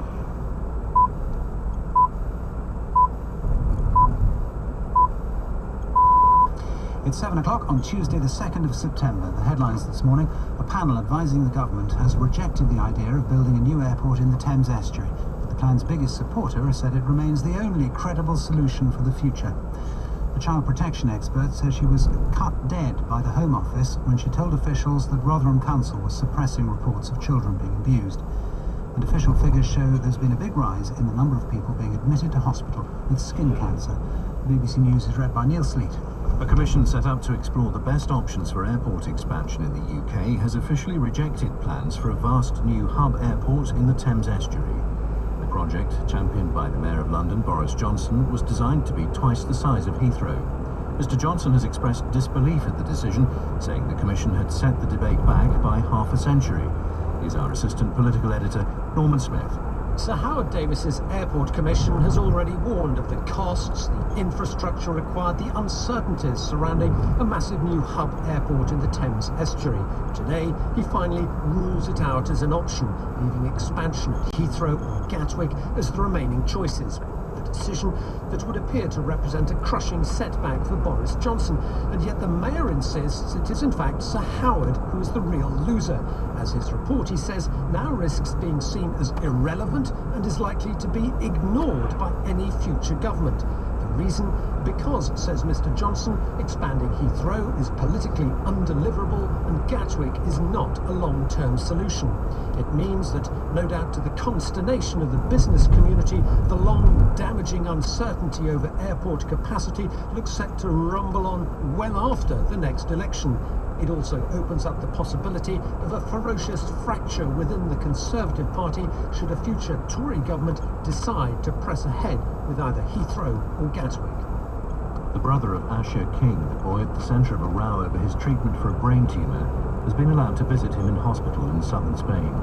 Their parents, Brett and Magmay King, are being held in custody in Madrid, while a court considers a British extradition request. The Crown Prosecution Service says it's reviewing whether a prosecution is required. A child protection specialist who investigated allegations of sexual exploitation in Rotherham in 2002 says she told the Home Office that she believed the council was trying to suppress her findings. A report published last week concluded that 1,400 children were abused over a 16-year period and supported her conclusions that crimes were being covered up. She says officials ignored her claims. Tom Bateman reports. The researcher heard stories of rape, sexual abuse, even torture of mainly young girls on what she calls a shocking scale in Rotherham. Her findings were to be included in a government research study in 2002 and also detailed how police and social work staff were failing to respond as gangs of Asian men sexually exploited children. But she says Rotherham Council tried to suppress her findings. The researcher has told this programme she also telephoned a Home Office official at the time and reported her concerns. But despite promises of help, she says she was cut dead. Her report was never published.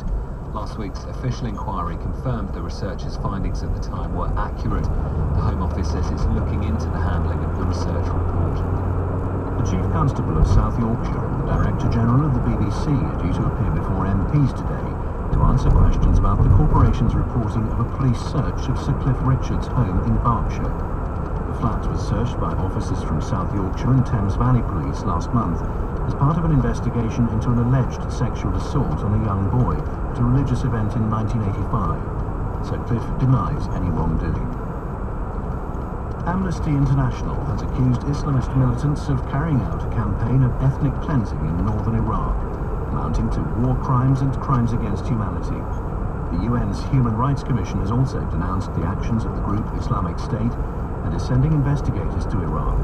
Reporting from Erbil in northern Iran is our Middle East correspondent Jim Muir. After detailed investigation on the ground, the Amnesty report said that a wave of ethnic cleansing of minorities was sweeping across northern Iraq as a result of Islamic State actions. It quoted harrowing accounts from survivors of the massacre of hundreds of civilians taken away from Yazidi villages and gunned down in groups, while women and children were abducted. Human rights groups in Syria have reported Yazidi women from northern Iraq being distributed or sold there as the spoils of war. Amnesty listed at least 6 minorities who were being targeted, turning parts of the area, it said, into blood-soaked killing fields by a brutal campaign to obliterate their ancient communities. China has reacted angrily to an attempt by British MPs to investigate the process of democratic reform in Hong Kong. In a letter seen by BBC Newsnight, the Chinese authorities warned the Foreign Affairs Committee to end its inquiry to avoid stoking tensions in the former British territory and damaging diplomatic relations. The chairman of the committee, Sir Richard Ottaway, made clear that the investigation would continue. We decided that we are going to go on because our job is to report to Parliament what's going on, and I think this is a right and proper procedure. But I don't particularly want to irritate the Chinese. I want them to understand the way that we work. A British campaigner has gone on trial in Bangkok, accused of criminal defamation in a report he wrote, alleging the mistreatment of workers in Thailand's pineapple industry. Andy Hall could be jailed for 7 years if convicted of all the charges against him. Thai Natural Fruit Company has been urged to drop the case, but its owner has told BBC News he's lost too much face and has to consider the future of his firm. There's evidence of a sharp rise in the number of people admitted to hospital for skin cancer in England. Official figures show that in 2007 there were around 87,000 admissions, while in 2011 there were more than 123,000. Cheap foreign holidays and the fashion for having tanned skin are being blamed. Here's our health reporter, Michelle Roberts. Between 2007 and 2011, English hospitals saw a 30% increase in admissions for melanoma treatment and a 43% rise in non-melanoma skin cancer admissions. The cost of this treatment, mostly surgery to cut the tumours out, now stands at more than £95 million a year. Yet experts say the bulk of these cancers could have been avoided by better protection of the skin from the sun's harmful rays. Although public awareness about the dangers of too much exposure to UV light has improved, many people still take risks and get burnt. Ministers say almost every child up to the age of 7 in England will be able to have a free hot meal at school this term. The The policy was announced by the Liberal Democrat leader Nick Clegg last year, but has proved controversial. The local government association has raised concerns about the impact on school budgets, while schools themselves have complained that they lack appropriate kitchen facilities to implement the policy this month. The details from our education correspondent, Gillian Hargreaves. After months of controversy and claims that school kitchens wouldn't be ready on time, it appears that 98% of the 1.9 million eligible children will be able to take up the offer of a hot school dinner. At one stage, the plan threatened to derail the coalition. A Tory advisor attacked the Liberal Democrat policy, describing it as a dumb gimmick written on the back of a fag packet with no proper costings. However, the Education Minister, David Laws, has told the BBC more than 15,000 schools are poised to offer free school dinners from this week. 240 others will only be providing sandwiches for the next few weeks while their new kitchens are completed. And a further 60 schools have said they won't be able to offer school dinners until January. Grooves carved into the wall of a cave in Gibraltar are being cited as further evidence that Neanderthals were more creative and intelligent than had previously been thought. The marks look like the grid for a game of noughts and crosses. They're about 40,000 years old. It's not known what the engraving depicts, but researchers speculate that it may be a map or a warning to others. The cave was already being used. It is just coming up to 9 minutes past 7. We know that we face a terrorist threat. We're told that plots to kill people here have been found and disrupted by the security services. We know that some British fanatics have gone to Syria and Iraq and have been turned into killers or potential killers. There are demands for action. But it was obvious listening to the Prime Minister's announcement yesterday that there had also been demands behind the scenes for caution, for action to be proportionate, wise, legal. David Anson QC is the independent reviewer of terrorism legislation. His role is to inform public debate on terrorism laws, and he has access to classified material about the nature of the threat as well, and he's on the line. Good morning to you. Good morning. Let's divide this up. Could we start with the business of heading off people who are heading out of the country and who are believed to be on their way to Iraq or Syria? What Mr. Cameron seemed to be proposing yesterday is added powers for the police to at least temporarily take away their ability to leave the country, take away their passports. Do you approve of that? The Home Secretary already has the power to take away people's passports. She's used that a couple of dozen times over the last year and a half. And I can see the logic of giving the power to police as well. But I think there are quite a few questions, certainly in my mind, that weren't answered yesterday about what that power would look like. Such as? How long could the police do it for? I mean, are we talking here of a few hours, a few days, a few weeks? What would the system be for authorising that within the police? What level of suspicion would they need before they could do that? And would there be any recourse? Would there be judicial recourse? Would there be review of any other kind in respect of the exercise of that power?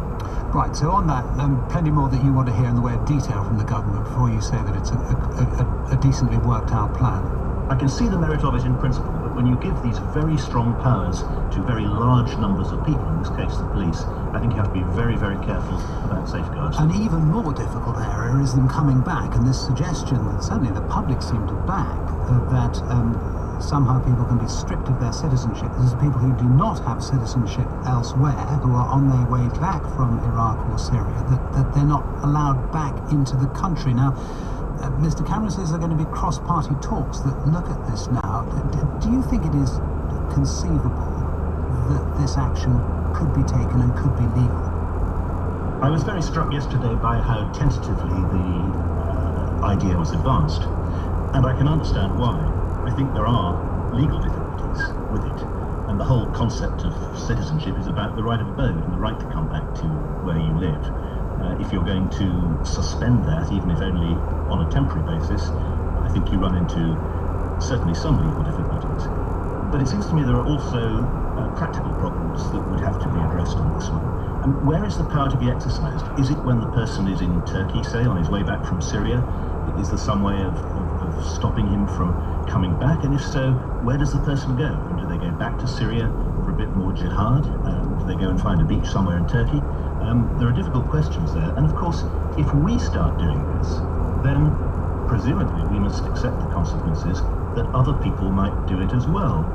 And the trouble with this sort of game of pass the parcel, whether it comes to terrorists or other criminals, is that principle would mean that if other people's terrorists or criminals find their way to Great Britain, presumably they too could say, well, we wash our hands of these people, we're not going to let them back, they're your problem. So I think there are really significant difficulties with this proposal.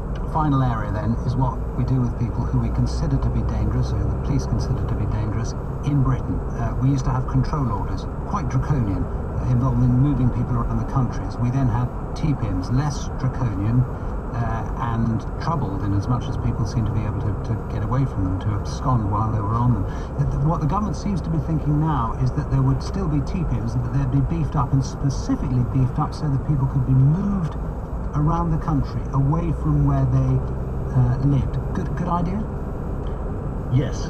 The biggest difference with control orders remains. Control orders could be rolled over year after year after year. TPIMs have a 2-year limit, and I think that is absolutely right. It was proposed by my predecessor, and I don't get much sense of pushback on that. But if you've only got 2 years, you have to use it as well as you possibly can. And what we found with bitter experience is that during the currency of control orders, when people were being relocated to other parts of the country, they were less able to associate with co-conspirators. Even in days of social media? I mean, is that still the case now? Yes, well, they're very limited in terms of what social media they can use, and they are, as you say, draconian measures, and you're very limited in terms of who you can talk to. But it's also less likely they can abscond. It's also actually much cheaper to look after them, because when relocation was ended, the police and security service had to be given tens of millions of extra pounds a year, largely in order to deal with the consequences. And I think the other thing you have to remember about this, I mean, I do understand where people are coming from when they say this is inimical to our traditions and so on, and in a way it is. But there were 23 people who were relocated under the control order system. There were automatic appeals in those cases, and on only 4 occasions did the court say it was disproportionate. In other words, you wouldn't impose these measures on everybody, but there will be very dangerous people subject to TPIMs, in respect of whom I'm afraid this is a good idea. We will be talking to Nick Clegg about this and other matters as well at 8:10. David Anderson, QC, thank you. It's now 14 minutes past 7. How did intimate photographs of 20 celebrities, including Jennifer Lawrence of the Hunger Games, end up on a photo-sharing website? Some appear to have been obtained from the victims' Apple iCloud accounts, raising questions about Apple's security systems and about storage on the cloud. Eric Hesseldahl is senior editor at the technology news website Recode. We don't know exactly what happened, but to the extent that we have some sense of what may have happened, I understand that there was some disclosures by a group of researchers in Russia who basically released a tool that could be used, or misused as the case may be, for essentially automatically guessing passwords over and over. This is what's known as a brute force attack. And brute force is exactly what it implies. It's guessing over and over, which is time-consuming and tedious for a person, but trivial for a computer program, and that appears to be what was done here. The fact that it appears to have targeted the cloud computing, does that make it different, or is this just an extension of hacking into someone's password? Well, the cloud is more often than not now considered generally more secure than, say, a personal computer or an individual computer might have been, partially because the companies that supply the cloud services, in this case Apple, have a market-driven motivation to create a very strong security framework for using their services, and more often than not, that's the case. In this particular one, there was a vulnerability that was previously unknown, taken advantage of by the attackers, and there was another thing that the attackers had at their advantage. For whatever reason, Apple apparently, and this is, again, we don't know exactly what happened, but this is what I understand, had allowed whoever was carrying out the attack to make, infinite numbers of guesses. So, in a lot of cases, when you're making a guess at a password, you get like maybe five chances, and then if you get it wrong the 5th time, you're locked out from the account completely. In this case, they were allowed infinite guesses, and that allowed them to run that computer program that would just guess over and over ad infinitum until it finally hit on something that was correct. And that reflects badly on Apple, doesn't it? That seems like a basic safeguard that should be there. Something that calls into question this idea that storing something on the cloud is safer and secure than storing it on the computer. That's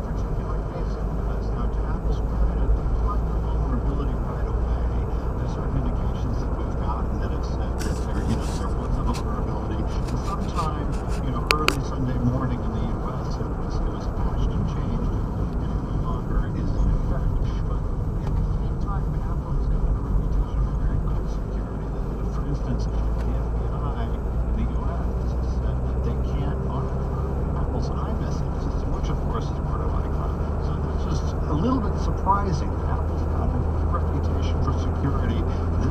This time, I think they were taken by surprise. Other people seem to feel that they weren't that quick to deal with this, that it was many hours before they stepped in, and that adding security features, two-step verification, for example, isn't something that they make an effort to advertise to their users.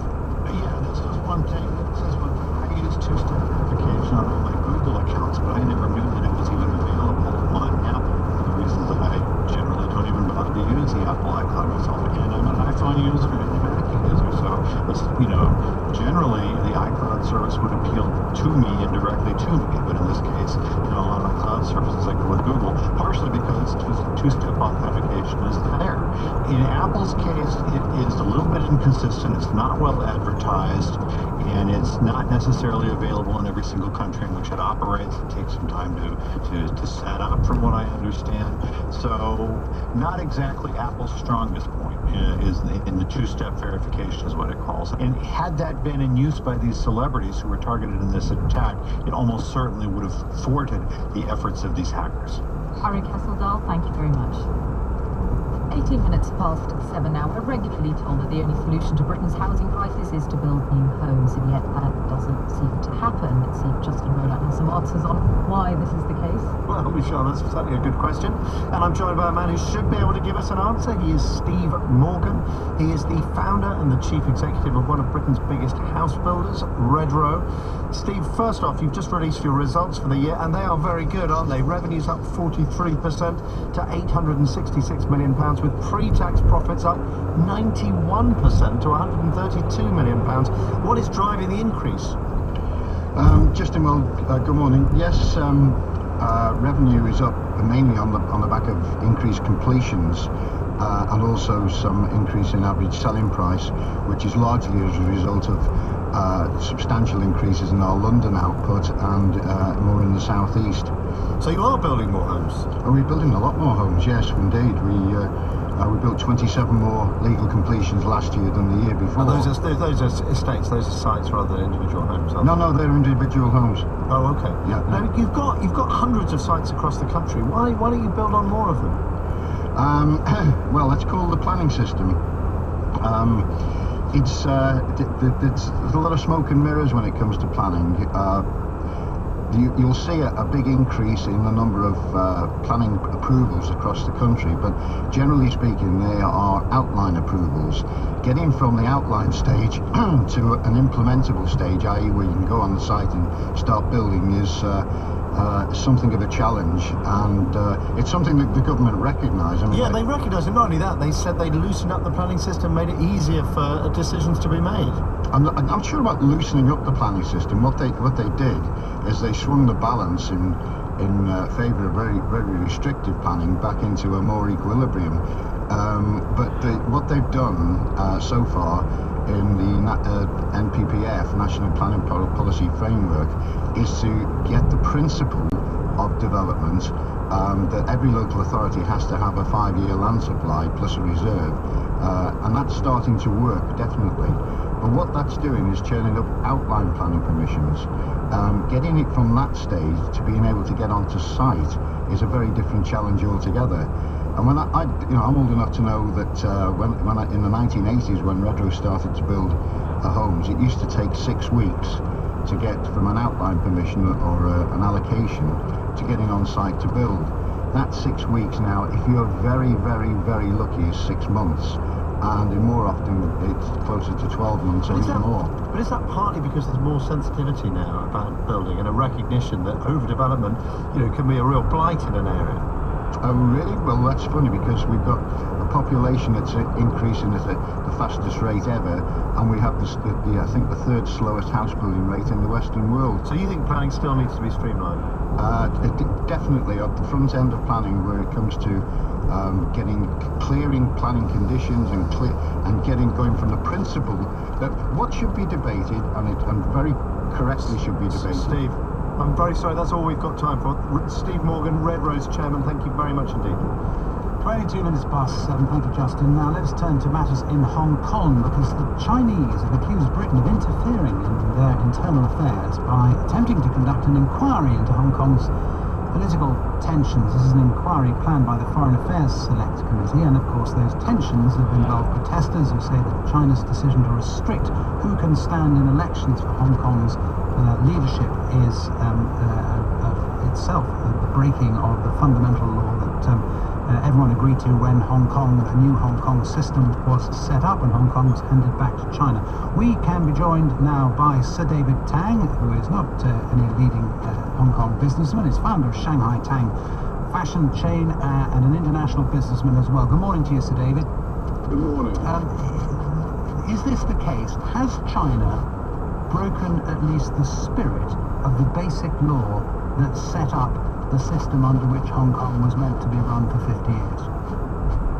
I think China has properly, legally interpreted the basic law, which is Hong Kong's only constitution, certainly to the letter of the law, so it's perfectly within the right of China to have done what it has through the National People's Congress decision, but perhaps not in the spirit of the joint declaration, one country, two system, which was the joint agreement made between Britain and China. But that was 30 years ago, and things have changed, and we have to make allowances for that. And it's sad in a way, because obviously there is a majority or a minority of people not wanting China to be so restricted in the nomination process, and their protest is, of course, understandable. But do you back that protest or not? Well, I think the strategy is actually counterproductive, because the victory here is an intellectual. China has properly interpreted the basic law. Now, the civil disobedience tactic, which Occupy Central is going to be engaging in, is not a sustainable. It's not sustainable, because you're not going to allow Hong Kong eternally to have interrupted protests, and also it will soon divide the population and perhaps even turn sympathizers against the movement when it begins to affect individual livelihood. I suppose what they might say, though, the protesters, is that they need to get this protest in right at the beginning, as they see it, of the dilution of the arrangements that were made. Otherwise, time will go and people will lose interest. They need to make a stand now. If it is a good case, it will stand the test of time. We have 50 years of autonomy. Only we are about a third way through 17 years. We've still got 34 years. Perhaps the way to deal with it is through evolution and not revolution, which seems to be what Occupy Central seems to imply. I mean, I just want to remind people, there was a very famous mayor of Canton called Marshal Li Jianying, and he was a great hero, and Mao credited him for having saved the Chinese Revolution.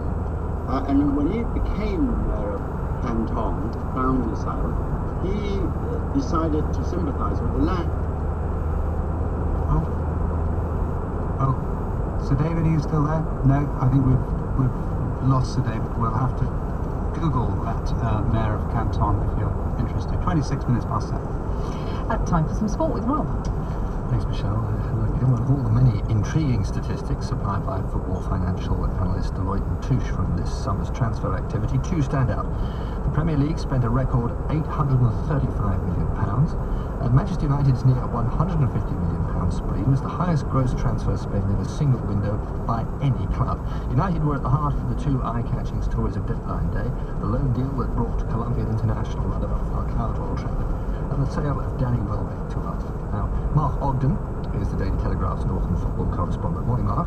Morning, Rob. This time last year, United were being criticised, you remember, for inactivity in the market. Now the reverse, with 6 signings altogether. Panic at Old Trafford after the Liverpool start? No, look, I think they've been inclined to buy last season, which is advertised for place in the Champions League. He's been a long-term plan to revive the squad, but I think last season's failings have kind of exacerbated the need for quality this time. course, it's best to get straight before the line expires, isn't it? And that's what Liverpool, Chelsea, and Manchester City managed to do. Yeah, Manchester City have tweeted kind of making people how not to do this. They call it business. They're happy to get it done before the season started. As United spent last week trying to get the British record stuff. Yesterday was kind of last minute. And he said they had no place for Falcao because of the strength of their attacking lineup. I mean, that's rather curious in the sense that United, of course, have already got Van Persie and Rooney in place. Yeah, I think City looks at the figures they've got on Falcao. There's not too much for them. City have seen some alarming growth and some lenses. City could be out then if we can strike that. United have problems to run. He's not playing. So I think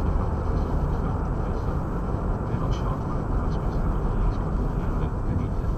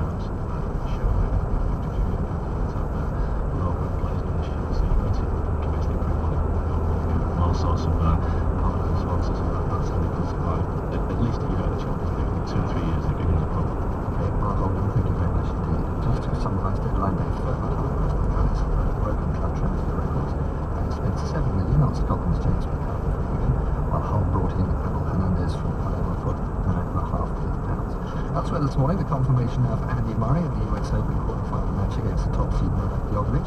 This follows a 7-5, 7-5, 6-4 win last night against Wilfried Tsonga. It's Murray's first win against the top 10 player since Wimbledon last year when he beat, guess who?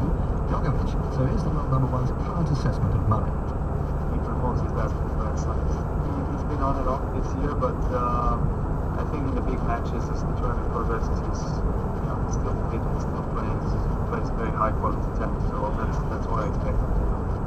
City time now for the racing tips. Goodwood 540, number 6 last minute Lisa, Counter 620, 1 Presto. Rob, thank you very much. Now let's look ahead to Call You and Yours this lunchtime. Over to Winifred Robinson. Morning, Winifred. Good morning, Michelle. Today on Call You and Yours, we're asking, what are the lessons of Rotherham? A report last week outlined how 1,400 children were sexually abused over a period of 16 years by local Pakistani men. A number of professionals, including the police and social services, failed to act as they should.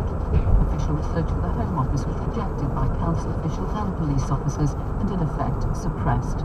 Why did it happen? And what should we do to try to make sure that children are protected from similar abuse in the future? Email us now to come on the programme. You and yours at bbc.co.uk or ring us after 11. 03700 100 444. To call You and Yours at 12:15. The weather, sunny in the west, cloudy in the east. You're listening to Today on Radio 4 with Justin Webb and Michelle Hussain, 29 minutes to 8. A summary of the news now from Neil Smith. A plan to build a new airport with 4 runways in the Thames estuary has been rejected by the Airports Commission, which will now choose between expansion at Heathrow or Gatwick. The project had been championed by the Mayor of London, Boris Johnson. He says the Commission has been taking the debate by half a century by reporting to just 2 options. The independent reviewer of terrorism legislation, David Anderson, has told me that he believes there are significant legal and practical problems to be overcome if a ban is introduced on extremists returning to the UK. David Cameron announced new anti-terror powers yesterday, but discussions on that element are still ongoing after concerns were raised that the rule could be illegal. The brother of a boy at the centre of a row over his treatment for a brain tumour has been allowed to visit him in hospital in southern Spain. The parents of 5-year-old Ashley King are being detained for 3 days in jail while the court considers an extradition request from Britain. Crown Prosecution Service says the case is under review. A specialist in child protection who investigated allegations of sexual exploitation in Rotherham in 2002 said she told the Home Office of her concerns that the council was trying to suppress her findings and was ignored. A report published last week concluded that 1,400 children were abused over a 16-year period. It also pointed to abuse being covered up by the authorities. MPs will today question the Chief Constable of South Yorkshire Police and the Director General of the BBC over the coverage of a police search of Sir Cliff Richard's home in Berkshire. The flat was searched last month as part of an investigation into an alleged sexual assault on a young boy at a religious event in 1985. Sir Cliff denies any wrongdoing. There's been a sharp rise in the number of people admitted to hospital for skin cancer in England, according to new official figures. Julia Verne from Public Health England, which collated the figures, told this programme that for the first time the rise in malignant melanoma diagnosis was most rapid among the over 60s, particularly in men. She said the prevalence may be the result of that generation missing messages about sun safety. 27 minutes to 8. It was an eye-catching idea while it lasted. A state-of-the-art airport for London rising out of an island in the Thames estuary, championed most notably by the Mayor of London, Boris Johnson, hence the Boris Island tag.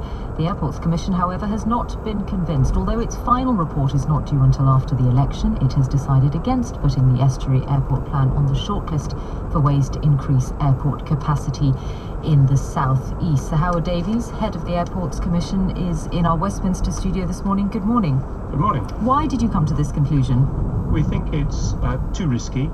The logistical challenges of shifting an airport 70 miles across London are immense. The surface access requirements to it are very complicated, and we simply think that there's a strong chance you would never actually get it built. There is an environmental problem. You have to prove that there are no alternative solutions if you wish to put an airport in a very environmentally sensitive area. So the risks look very high, and the public expenditure costs look to us to be prohibitive. Even the smaller version is somewhere between 30 and 60 billion pounds of public spending. Boris Johnson's statement this morning says you've been put off by the scale and vision, the ambition of this project. Well, I think ambition is a great thing. We've spent 18 months looking at whether this could work, as indeed people have in the past. Some of us may recall that there was a proposal for Maplin Sands, which was looked at by the Roskill Commission in the late 60s. But unfortunately, one has to look at the practicality and the cost benefit of schemes. That is the job that I have been given, and I'm afraid after 18 months of consideration we have concluded that it just isn't something that we can recommend as a solution to London's problem. Not recommend at this moment, or do you think this is something that shouldn't be considered at any point in the future? Is it completely dead in the water as an idea? We've been asked to make recommendations to increase capacity for London as soon as possible, because we think that by 2030 there will be a serious crisis if nothing is done. We do not think that it is relevant on that timescale. Another government could say that they wanted to spend, this is an HS2 style expenditure. At the moment we can't see any indication that any government wants to do that. So I think for as far as I can see forward, this scheme is not going to go ahead. The problem is then that the options we are left with, two of which involve Heathrow, one involves Gatwick. None of them are obvious, are they? They all have problems. Congested parts of the country, Heathrow expansion in particular, politically incredibly difficult to deliver. Gatwick not really seen as a credible alternative. This is a very difficult area, you're quite right, and all solutions are difficult. It's an exercise in looking at shades of grey, perhaps not 50, but at least 3. And I think we have to look very carefully at how you can make Heathrow or Gatwick better neighbours for their local communities. Now, there are certain things which are moving in our favour. Aircraft technology means that aircraft are getting quieter, and they will do over the next 15 years quite significantly. There are ways in which you can mitigate noise, there are compensation schemes, etc. Yeah, you've still got the pollution. You've still got the pollution, haven't you? It's not just about the noise, it's about all the associated problems with living close to big airports. Well, there is an air quality issue, certainly, and there are, of course, carbon emissions. Now, the estuary actually would make that worse, because that would require further expansion of flying in order to justify it, and we don't think that can be fitted in with our climate change targets. So that's another point against the estuary. Yes, all these things are difficult. We're going to be consulting on these 3 options in the autumn, and we'll see whether we can produce one which looks as if it can make sense. Do you know now which way you're going to decide? I know you can't announce it now, but do you know? Because presumably you've looked at all the options. In order to come up with this conclusion for so-called Boris Island, you had to look at everything, haven't you? Yes, and the answer is no. I don't know. because I think there are many uncertainties still on which we are consulting. We continue to analyse. We've narrowed it down from 58 original proposals now down to 3, and by next June we'll narrow it to 1. Okay, but you could decide before that, couldn't you? It is the government that's put this timetable after the election. Business would really like it to happen sooner. Would you like to be able to make your decision public sooner? I don't think we could safely make a decision sooner.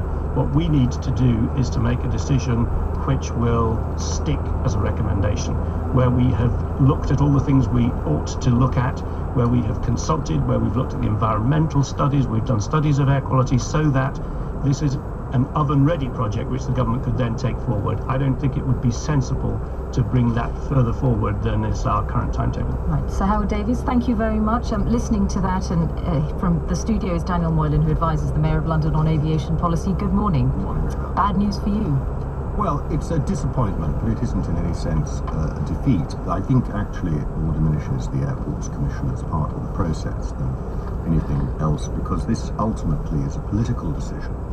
And it's depressing to hear Sir Howard actually still trying to advocate a solution as far as Heathrow is concerned, that I don't think is actually politically deliverable or welcome to any political party. The estuary was not only a solution to the aviation issues we face, but it's also, and we will continue to fight for this, it also contributes to the larger context that Sir Howard seems determined to ignore. Right, but let's just look at the reasons. Population growth of, you know, in London of 8.3 million to 10 million people. And no one is denying the need for airport capacity and the need for enough jobs and all of that. But let's just put to you some of the. Is ignoring it. Well, he's not denying he is giving. He doesn't address it. He is giving reasons for why he has rejected the Boris Island idea. He doesn't even necessarily think it's deliverable, given the huge hurdles, including the environmental hurdles. Well, let's start with deliverability. First of all, it is perfectly possible to do this because other cities have done it. In fact, under British rule, we did it in Hong Kong. We moved at immense cost. At immense major airport, and a huge benefit. Look at the benefits to Hong Kong that have accrued economically from what they did with their airport. And that's just one example of a city that's done it. Most cities that have done this have done it with great success. Second thing is, he totally underestimates the deliverability of trying to deliver a third runway on an operating airfield where you've got planes landing and taking off every 90 seconds, including moving the M25. All of that is just sort of, oh, we can mitigate the noise and there's no problem at Heathrow. That is a major construction challenge. He's not saying it can never be done. He's saying in the current climate, he has to also deliver something affordable, and something that an airport that could cost up to £60 billion just can't be considered in that category. This is all fluff about current climate and so on. The fact is, if a decision is made now, in the near future, it is a decision that will be determinative for the next 50 years. What Sir Howard is contemplating, and what he admitted to the Mayor when he spoke to him yesterday, is that not only could you have a third runway at Heathrow in the West London suburbs, but you're very likely to have a fourth runway as well. That would be an environmental catastrophe and would mean, in fact, that our aviation would suffer significantly. Daniel Moylan, thank you very much, and the Mayor of London will be on The World at 1 this afternoon. The time, 19 minutes to 8. Let's have a look at the papers, and it's a shocking situation that benefits no one. That's the Guardian's description of the position of Brett and Nagne King, the parents held in a Spanish jail, barred from visiting their seriously ill son in hospital. The Times talks of a serious breakdown of trust between the couple and British doctors. The paper says it can't be right morally, and if it is legally, for 5-year-old Asher King to be kept under armed guard in hospital without being allowed to see his parents. Daily Telegraph says the full facts aren't known, but legal wrangling involving children is always painful. There's no time to waste, the paper says, for Asher. Every moment is precious. The Daily Mail is among several papers to suggest that comments by the Prime Minister have opened the door to Britain joining US airstrikes in Iraq without the prior approval of Parliament. A Comrades poll for The Independent suggests that just 35% of people support British involvement in airstrikes, while half oppose the idea. Vote on independence for Scotland could now be too close to call, suggests The Sun. The latest YouGov poll found that, excluding don't knows, 53% of those questioned plan to vote no, 47% would back independence. The Times says the independence debate has caught fire. The political atmosphere across Scotland is now electric, but referendums, it says, are notoriously hard to predict. And with 16 days to go, anything could happen. The Telegraph reports that the international body representing botanists has voted to allow experts to name new plant species in English for the first time. The scientists apparently describe Latin as an irrelevant anachronism. Mark Spencer of the Natural History Museum tells The Times that while he personally enjoys the mental challenge of naming plants in Latin, in future the rules could be amended even further to allow the use of other languages such as Mandarin. Finally, one is getting so fed up with selfies, runs a headline in the Mail. It says the Queen has privately admitted that she finds the sight of hundreds of fans photographing with their mobile phones rather disconcerting. According to the Telegraph, neither does she have much patience for people whose mobiles ring at inappropriate times. It pulls out the former Labour Minister Claire Shaw once got into a flat while struggling to turn off her phone during a meeting of the Privy Council. Oh dear, the Queen is reported to have told Miss Short. I hope it wasn't anyone important. Oh, to have been a fly on the wall. Those are the papers with the time at 17 minutes to 8. The History of the World in 100 Objects was a Radio 4 hit back in 2010. It was really that long ago. One for the British Museum as well, because the series sparked renewed interest in its collections from around the world. Here's the final object revealed in the last programme. It's a portable solar energy panel that powers a lamp. In fact, it's sunshine, captured, harvested and stored, to be taken out and used whenever and wherever we need it. There we go. It seems there's still mileage in the idea because the museum is now working with the Department for Education to teach history using 100 objects.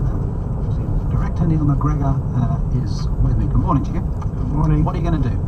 Well, we've been working with the Department for Education and teachers to select objects from across museums across the UK the teachers can use in teaching the new history curriculum. Objects like what? Well, one object, for instance, is Guy Fawkes' lantern. One of the objects on Key Stage 1 for 6-7-year-olds is Guy Fawkes. And Guy Fawkes' lantern still survives in the Ashmolean Museum in Oxford. And it's a wonderful object. It's about the size of a beer mug made of iron. And you put your candle in the middle, obviously carry around. But what's interesting is that it's got little metal doors. You can carry your candle in the dark. And the minute you see this, you're there with Guy Fawkes in the Palace of Westminster. And the story is that he was, of course, arrested by a Justice of the Peace. The Justice of the Peace kept the lantern as a souvenir and gave it ultimately to Oxford, and that's why it's in the museum. And we hope teachers might find some of this useful. Teachers are asked to cover a huge range of subjects, and we thought if we chose objects from all over the country, it would let them select them. You can then look at the lantern. We're all 6 years old when it comes to Guy Fawkes. But can you bring the objects to the children, or the children to the objects? This is a website. This is a digital website. You can explore the objects online. So they don't need to leave the classroom? They don't need to leave the classroom. They can tour the museums of the country from the classroom, looking at objects from different periods. And then on the website, there's information for teachers about whether you can find other Guy Fawkes material, more information. So as a teacher asked to address the subject has got something to start with, a good, powerful thing, and then further information. And have you found completely different objects? Because have you gone through your 100 and cheated a bit? So it's not the same 100 objects at all. No, these are starting from scratch, from the 3 key stage programs. So the objects go from 700,000 years ago right up to today. And the idea is that if you take, for instance, in Key Stage 2, one of the topics is the Vikings. So in the York Museum is this wonderful treasure that a Viking ruler buried in a silver pot, a kind of noodle pot. But it's got 600 coins in it. Some of them a lot of them are Islamic coins from Central Asia, silver from Ireland, silver from Russia. So that object, let's realise that Yorkshire in 920 is close to the whole point. And you then go from there. So we've chosen objects. The point of the curriculum, I believe, I think, is to tell you the history of Britain and the world. And we've chosen objects in museums that let you do that. And then the idea, of course, is that we hope that people will look at the museums, look at the objects, hear them, and go up on their website. Neil McGregor, good luck with it. Thank you very much. Thank you very much. It's now 13 minutes to 8. Time for Thought for the Day, and the speaker in our studio here this morning is Lord Singh. Good morning. Good morning, Michelle. Like many others, I've been trying to get my head around the plight of thousands caught up in the onslaught by soldiers of the so-called Islamic State in Syria and Iraq. Images of cold-blooded killings and terrified and bewildered children haunt the mind. Worse, the killers, some from Britain, say that they are doing this in the name of Islam. Their actions have been condemned by Muslim leaders around the world. Over the weekend, some of Britain's leading Muslim clerics issued a statement calling on all Muslims to have nothing to do with what they termed a false and poisonous ideology. I'm sure their views reflect the feelings of the vast majority of Muslims, and I can understand the hurt felt by some in the community over the use of language that links them with the actions of a small minority. Some of my Muslim friends find it particularly hurtful to see mindless killers being described as Islamists. To my mind, neither this tarring of a whole community because of the actions of a few, nor the frequent use of the word Asian to diffuse blame onto an even wider community help us understand how some in our different faiths justify unspeakable acts in the name of their religion. In a thoughtful article in the Times Weekend, Matthew Sage reminds us that religious texts are often written in the specific context of a very different world of hundreds of years ago. Most people understand and simply look at underlying ethical guidance within them, but some selectively quote passages out of context to justify clearly unacceptable behavior. As the saying goes, the devil can quote scriptures for his purpose. Guru Nanak was aware of the danger from the manipulation of religious sentiment. While he himself put forward key ethical teachings, such as those on equality and responsible living, successive gurus were charged with the difficult task of keeping these to the fore in changing social and political circumstances. Today, we are naturally worried about the dangers we may face from returning British religious extremists and the need to safeguard ourselves.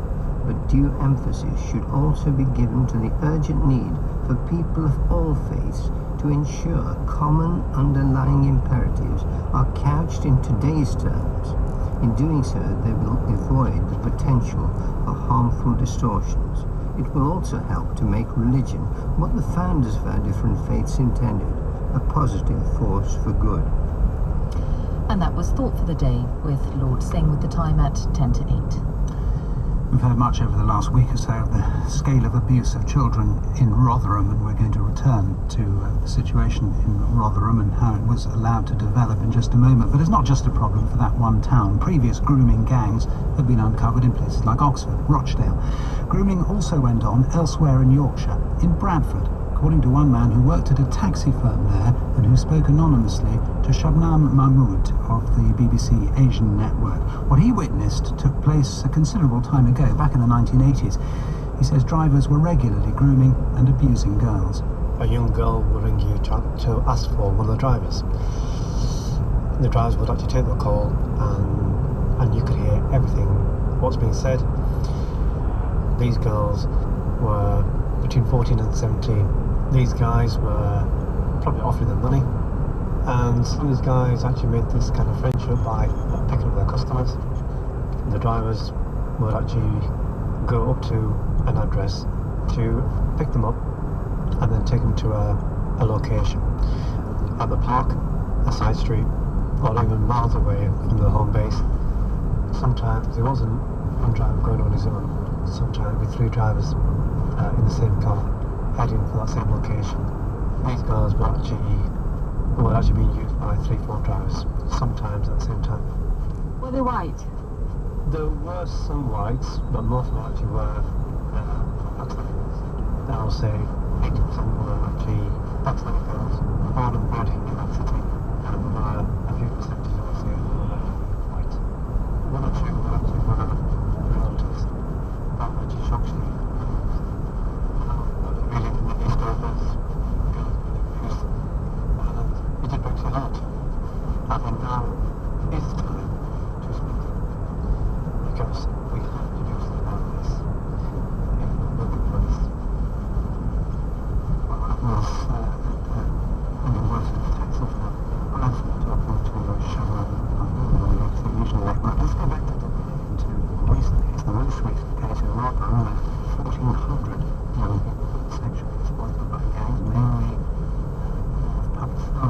out over a period of 16 years. And of course, one of the big questions is how abuse on that scale went unreported for so long. The inquiry found that police and council officials blatantly failed to respond, but it's also emerged that a child protection specialist carrying out Home Office funded research discovered all of this over a decade ago, but her findings, it seems, were suppressed by the council. The researcher has revealed to this programme that she even phoned the Home Office as early as 2002 to warn them about what was going on. The Home Office is looking into the handling of her report. She's asked to remain anonymous, but she's been speaking to our reporter, Tom Bailey. I would say the first week I was there was an absolute revelation, because I heard the most horrendous stories of rape, of sexual abuse, of physical abuse, of torture, cases where children had been so severely injured as a form of punishment or control that they'd been hospitalised. Some of them, let's face it, life-changing injuries we're talking about. And the scale of it was shocking. I was told that I would have 10 case studies that would represent, I suppose, broadly what was going on in Rotherham. And that was a fraction. What were social services and the police doing? Very little. To a degree there was a response, insofar as quite often the girls were referred and a referral was accepted and actioned, and there was an assessment. Sometimes the girls were being removed into care, but the vast majority, the professional response was extremely poor. So you would have references to abusers being boyfriends or sweethearts, I think, cropped up quite a bit. And one of the cases that I dealt with, which was a 14-year-old girl pregnant for the second time, and the social worker actively invited this man to her antenatal appointments as if this was some kind of a routine relationship. This was a guy that was 10 years older, with a history of violent crime, allegations that he was involved extensively in the sexual exploitation of children in Rotherham, but also married with children of his own and a pregnant wife at the time.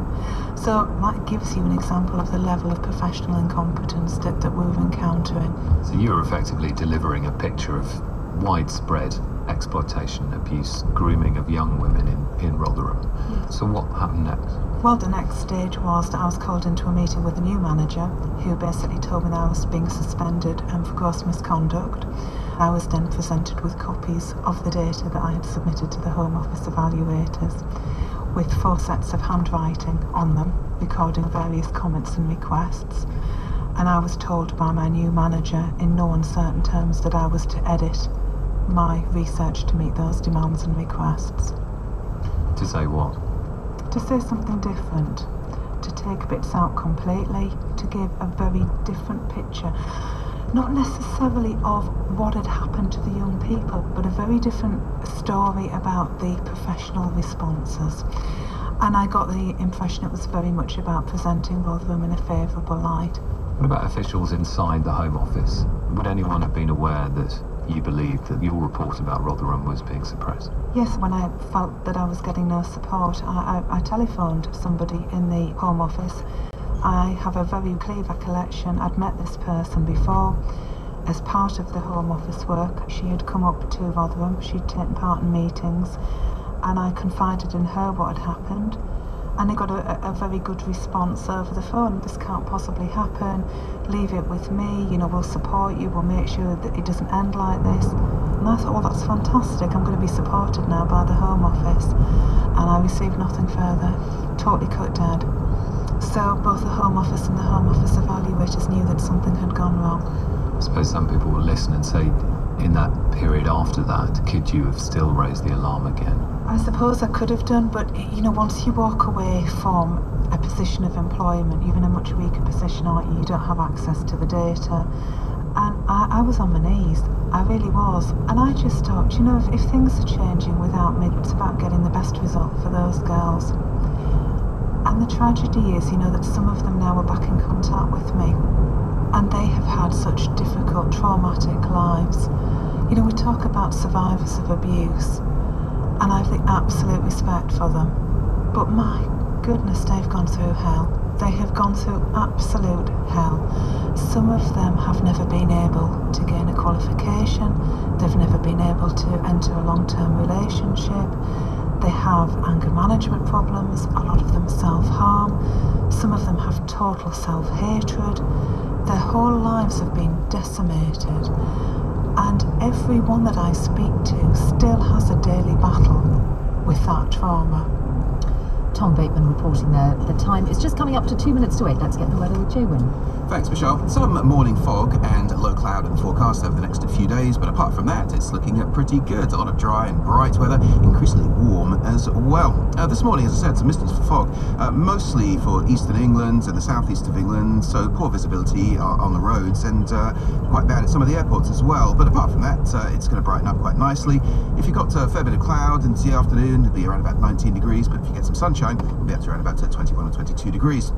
For the rest of England and Wales, a lot of sunshine through this morning. Cloud amounts will increase into the afternoon, but it will stay dry and quite bright. The wind's a little light as well, and it's warm enough. I think temperatures quite widely around about 20 or so degrees.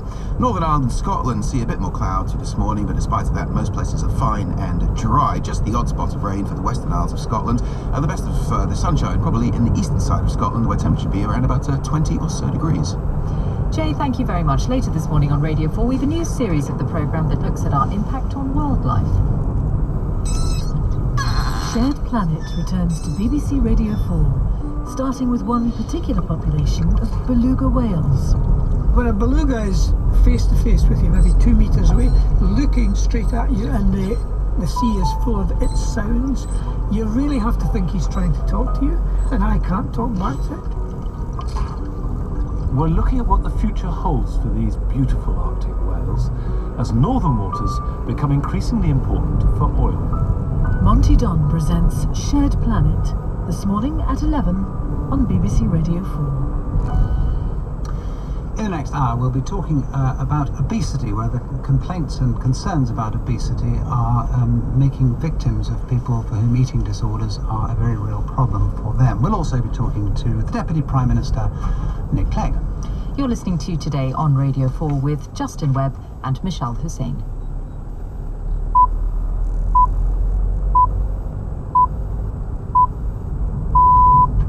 It's 8 o'clock on Tuesday, the 2nd of September. The headlines this morning: building a new airport in the Thames estuary has been formally rejected by government advisors. They said the project was too risky and too expensive. The independent reviewer of terrorism legislation has warned there are significant difficulties in trying to stop British jihadists returning to the UK. And there's been a sharp rise in hospital admissions in England for skin cancer, with men in their 60s the worst affected. The BBC News is read by Neil Sleet. A commission set up to explore the best options for airport